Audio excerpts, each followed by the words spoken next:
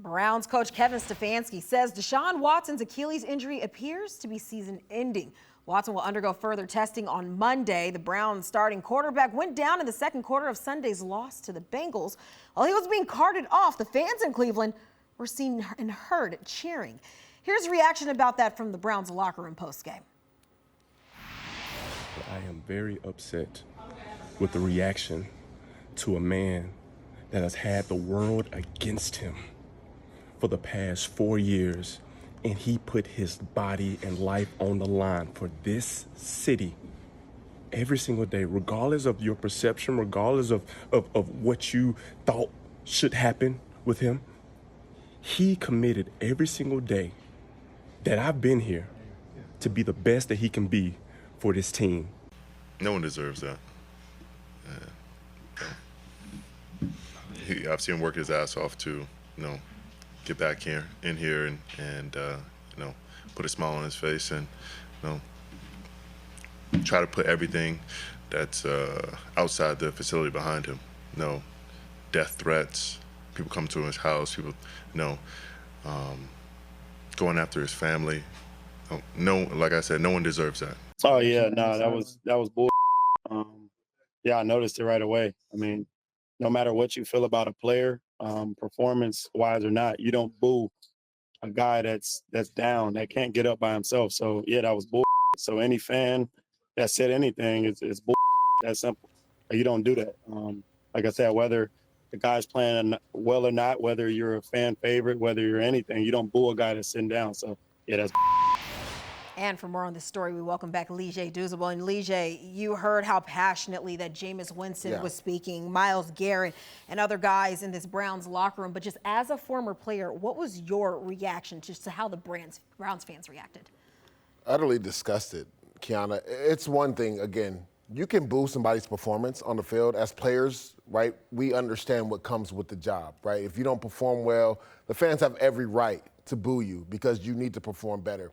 But it's one thing, like the players were saying in the locker room, when a guy is on the field clearly in a lot of pain and he can't walk off on his own power, and they bring a card out and you continue to cheer because he hasn't played well. Like, the human element in you needs to take over when somebody has a significant injury like that. So utterly disgusted by what the Browns fans did. Yes, Deshaun Watson has not played well. If you want to boo him while he was actually healthy and out there on the field playing, totally understand that. But when a guy is down and he can't get up and they have to bring a cart to physically remove him from the field, there's no need for that in the game. I feel like I could ask so many questions, just kind of, the Browns' decision to stick with him after their start. But I still want to kind of focus in on this just a little bit, just as a player, looking at, your head guy, he's going down. So now you're relying on these backup quarterbacks. As a player, how do you rally around?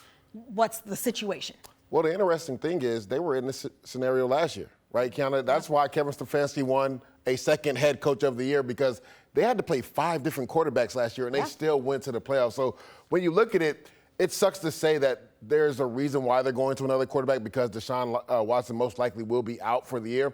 But the Browns have been in this scenario before. They also got their emotional leader back in Nick Chubb. It was good to see him finally healthy, go out there, get a touchdown score. So leaders like him, leaders like Myles Garrett, depending on if they go with DTR, if they go with Jameis Winston, they'll be able to rally around them, because that's exactly what they did last year. So if you're the Cleveland Browns, yeah, it sucks that Deshaun got hurt, but you're a professional. You got to continue to go out there, play at a high level, and just rally around whoever is the starting quarterback for the Cleveland Browns going forward. Yeah, it's an unfortunate situation, I feel like, for all parties involved with that Cleveland franchise. We appreciate you stopping by, Leger. Thanks so much. And well, during Deshaun Watson's Browns career, Watson missing 32 games, appearing in just 37% since joining Cleveland back in 2022. Now, expected to miss more, likely out for the remainder of his 3rd year in Cleveland. Continuing to bring you the latest news here on the Deshaun Watson front. Browns coach Kevin Stefanski says Watson Achilles injury appears to be season-ending. Deshaun will undergo further testing on Monday to confirm. The Browns starting quarterback went down in the second quarter of Sunday's loss to the Bengals. He was then replaced by Dorian Thompson-Robinson, who left late with a finger injury of his own. Jameis Winston closed out the game for Cleveland. And for more, we welcome in CBS Sports injury expert Marty Jaramillo. Marty, this is unfortunately something we've grown very accustomed to seeing. Achilles injuries to quarterbacks and franchise quarterbacks at that. What can you tell us about the timeline and the series of events that are now in front of Deshaun Watson? Absolutely. Listen, Joe, just more bad news for the Cleveland Browns. It appears that Deshaun Watson has sustained a season-ending Achilles tendon rupture. Now, yes, the confirmation of that diagnosis will be made tomorrow upon MRI results, other imaging and diagnostics. But I will tell you, the tests that we perform on the field, on the sideline, and in the locker room are very accurate for these types of injuries.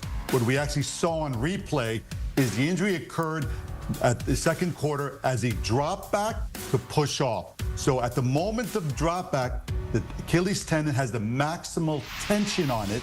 And sometimes that tension, that load is just too high, and it does tear. That moment of time is crucial with this. Now, in the event he will need to have this repaired, he'll have it done within days.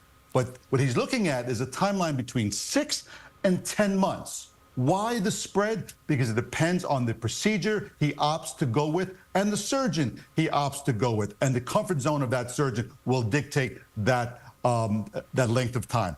Just to give you some context, Aaron Rodgers was 40. He had the speed bridge procedure that accelerated the rehab. Kirk Cousins, 36 years old, had a traditional repair. Both have excellent mobility following rehab. Now we have Deshaun Watson, who is no stranger to extended rehab assignments, and he's only 29. But listen, if he has surgery this week, he actually will be involved with many of the activities doing OTAs in May.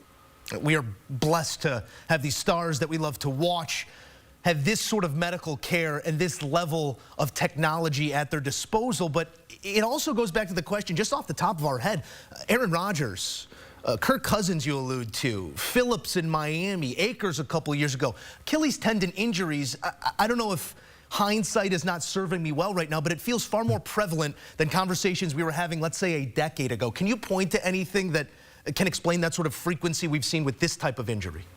Joe, that is such a great point, and let me explain why. Companies that make the artificial turfs are trying to make them softer to help dissipate the forces of impact, especially for concussions. But this is what has more effect on these non-contact injuries like the Achilles tear. So as I explained, when you drop back the push off, right, that's the maximal load. But if you drop back on something that's more spongy with more cushion, that drop back is now longer. Now, this is minuscule amount of time, but picture if you drop back and that turf just compresses a little bit more, that increases the time as well as the load on the tendon, thus the rise in these type of non-contact injuries. Yeah, bigger, stronger, faster, and those tendons being put to the test on these different types of playing surfaces. I'm sure we know it is something the league is tracking, but this frequency and this latest news for Deshaun Watson and the Cleveland Browns, just a gut punch for what was left of their hopes this season. Marty, we appreciate you stopping by as always. Absolutely.